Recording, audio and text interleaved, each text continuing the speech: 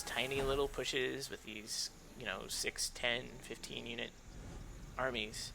But we're sitting here massing up this ball of Marines and tons of Dark Templar and tons of Stalkers, and oh, he just ate up all of my Phoenixes in that really well-placed vortex. This, I think, is the second really interesting battle, and this is where things start to go badly for me, if I recall.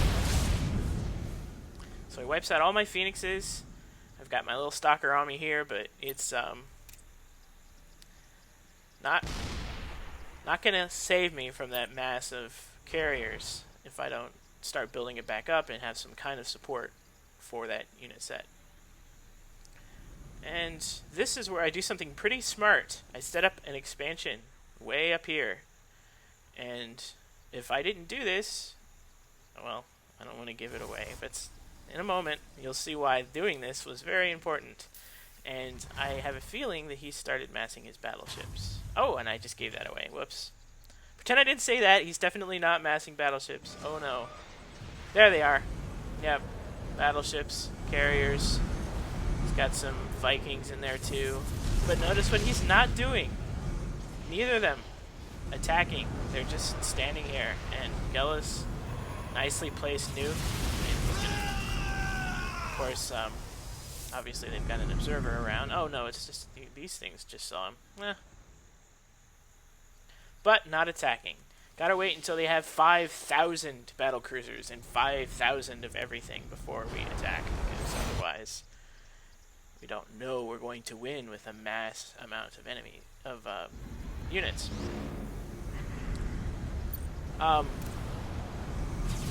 But if you look at units lost, it makes it look like we're actually kind of somewhat in the lead, although mine are worth the most, apparently. Okay, so, now we're in trouble, because we've got this mass carrier, mass battlecruiser. They just battlecruisers just chew through land units, to me. And, of course, warping these in right here, not very smart, because while they're being warped in, they take double damage. So I should have warped them in somewhere else and sent them in. Okay, so now things are looking pretty bad. And they are pretty bad. So, pushing into my base here. These masses of mass. And Gallus, in the meantime, is just trying to build up some form of defense against this. I really can't do much at this point. I tend to kind of freeze up when I get in situations like this, and as you can see, I'm not really building any units. Not like it doesn't matter all that much to warp in some additional stalkers. Gellus, gonna send these into their death. But they do get to do some nice harassing because he's not really paying attention and microing all that well. So I think she got a couple battlecruisers out of that fight. Maybe I should slow this down a little bit. This exciting part is coming. And as you can see, I'm kind of dead, except for my expansion that I hit up at the top that these guys do not know about, and because they aren't scouting and they aren't watching the map. And we have SUVs at pretty much every expansion point, so that we can keep an eye on whether or not they know, or whether or not they're going up there and they don't bother to do it. I think they have us beat at this point with this mass army that has dwindled quite a bit. But Gellus, in the meantime, is making Thors and Marines. And, of course, medevacs to keep those Marines alive, because, interestingly enough, Marines are really effective against these battlecruisers in particular. When you stim a Marine, it makes for an interesting... makes for a surprisingly effective counterattack. Counter, rather. And I probably shouldn't use the word counter, because I think that is a bad way to put it. But you know what I mean. So, here they are. They're kind of sitting around. They're not pushing all that hard. If they had immediately joined together and gone in, they probably could have taken Gellus out here, but for some reason, it's not coordinating very well. And here come the ball of Marines and the stim. watch this. This, I think, is what makes this game most interesting. If you look at this tiny group of Marines here, you know, maybe 15, 20 of them. And that group takes out this whole army of air units, forces them back. Down the 3 battlecruisers, the carriers have run away bravely to fight another day. Clever focus fire. And Mr. Halloween has lost his entire mass battlecruiser army. And he's making more, but he has not set a rally point, so they're all going to bunch up here.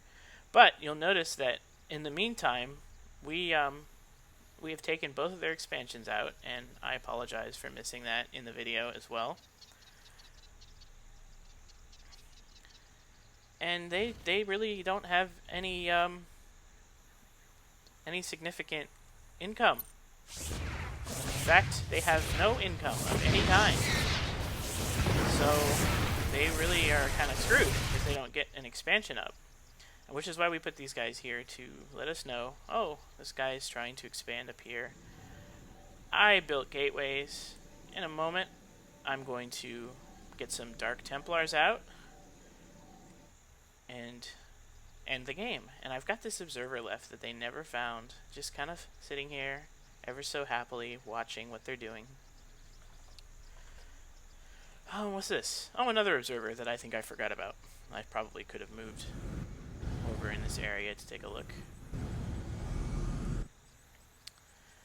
So, trying to get his expansion back online, not really bothering to defend it with anything. I think he thinks that we're so screwed that there's no real reason to defend it. And I think these carriers are going here just to watch to make sure that I haven't, because, you know, they never got the notice that killed all of my bases, so I'm being revealed. Well, you know, I really don't know why I did this. I did not see that wipeout coming. I just decided to expand up here instead for some reason. Maybe Gullis had already claimed one of them, and so it felt like a good place to go. But in the meantime, I've mined everything out here. I've got a really good income coming in. I had enough to place that Nexus, thankfully, and to build up this army of this army of 4.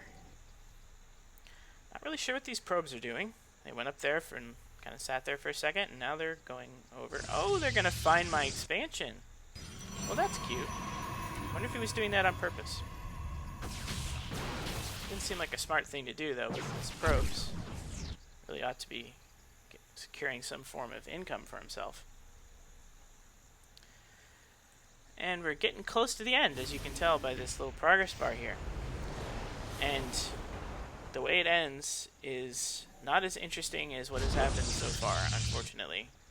Basically, just a mass counterattack. And since they have no real income, particularly the Protoss player has not resecured, just now resecuring, trying to resecure this expansion. Not gonna work. Just too little, too late. Oh, and trying to, oh, that's me. Never mind. As you can tell, I'm really experienced at this. Okay, so, kind of sitting around. Gallus could have easily just wiped the clock. Not the clock, you know what I mean. Wiped them out instantly. With just a little bit of additional pressure here instead of waiting patiently. With all these Marines, just chew the heck through these guys. Thors to take out the carriers. And my Dark Templar taking a nap up here instead of ripping through like they ought to be. And back to 0. Not a happy Protoss player. 0 income. Never fun. 0 income and 0 money to do anything. So this Protoss player is toast. Terran trying to make a comeback. He's got tons of money. Not really sure what he's doing with it, because he's not really building anything. That's a little weird. Maybe he's taking a nap. That thing has been there the entire fight. I mean, the entire match. Oh, ouch. No detection. Notice I parked my observer up here just in case. It's interesting is when you make stealth attacks, you think that you would think about observers and detection, because you know he tried that Banshee stealth attack, but he doesn't really seem to be thinking about it. And I mean, one of the only times I remember to think about it is when I go Dark Templar. So it's kind of silly, but whatever. Like I said, I'm not all that smart. Ooh, nuke. I didn't want to miss that. Oh, and that's the end. That's pretty much the end. I think that this Protoss is still in the game, but there's really little point in staying at this point because... Oh, yep, there they go. So that was that. Now, I think the points that I think are most interesting about this game is how if we had pushed early, we could have probably wiped them out.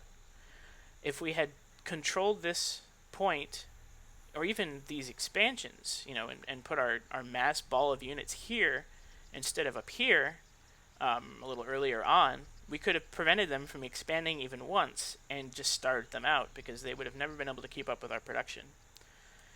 We just played it way too defensively, and I think that that is something that a lot of new players do. They don't focus enough on offense. They don't push out frequently.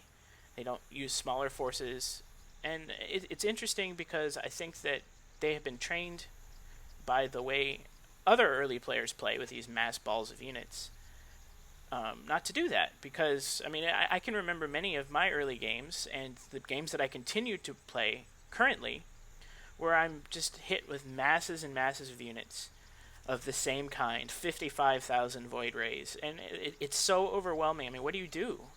Well, the only real defense against 55,000 Void Rays is to not let them get 55,000 Void Rays. There's really no excuse to do that, and that is your fault. You got to keep them from building 55,000 Void Rays, particularly without you noticing, like I tend to do, or 55,000 Vikings. It's a little easier to build 55,000 Vikings than it is Void Rays, but still, you know, you really ought to be paying attention to that. And this is one of those do as I say, not as I do things, because I definitely still have not gotten there. And I think it's just a matter of being able to balance all the things that you have to remember and all the things that you have to constantly be doing during the game in order to get to the point where you can actually do that. So, anyways, I think I've blathered enough. This is Grumblekeen, and thanks for watching.